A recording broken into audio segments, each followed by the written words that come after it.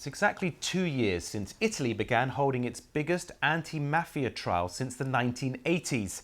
Hearings have been ongoing against more than 300 suspects from one organised crime group, with charges including murder, extortion and drug trafficking. Our Italy correspondent Mark Lowen travelled to Calabria in the south of the country to meet some of those caught up in the mafia's crimes and those leading the battle against them. It is perhaps Italy's most dangerous commute by Italy's most threatened target.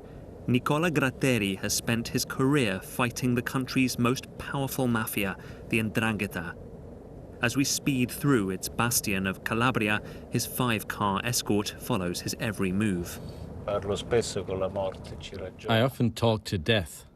You have to rationalize fear to move on. The most beautiful thing is freedom. To be able to move around alone or to go to a bar for a coffee. I used to do these things as a boy, but in my mind there is a lot of freedom. From the lush toe of Italy, the Ndrangheta family clans have spread terror through killings and kidnappings, massacres elsewhere in Europe traced back to their rivalry in Calabria. Today, their currency is cocaine, smuggled through Gioia Tauro, Italy's busiest container port. Their annual income an estimated $60 billion. Well, around 1 in 10 of the containers that pass through this port are checked. This shipment seems to be clean, but bananas from South America are a classic method that the Ndrangheta use to stash cocaine. Their branches operate right around the world. And the group is now estimated to control up to 80% of Europe's cocaine trade. And what is inside here? This is our last seizure. We were given a rare glimpse of a recent haul, 7 tons of cocaine, its street value 1.4 billion euros. More than 300 Ndrangheta suspects are now facing Italy's biggest anti-mafia trial since the 1980s in a special courtroom to cope with the size. It's crippled the Mancuso clan, one of the group's ruthless families.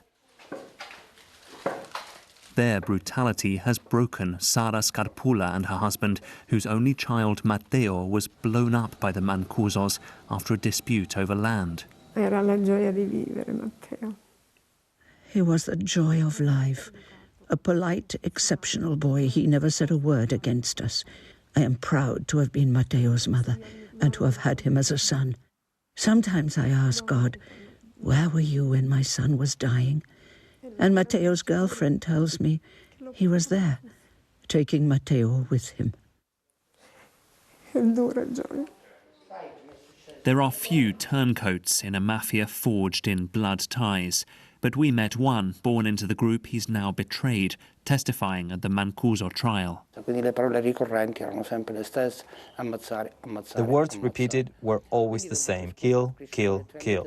I was brought up as a child soldier, handed a gun at a very young age. The Ndrangheta is a monster, a multi-headed hydra.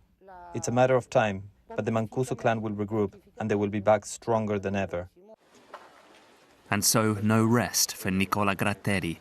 Hero to many, enemy of some, Italy's anti-mafia crusader goes on. Everything in life has a price.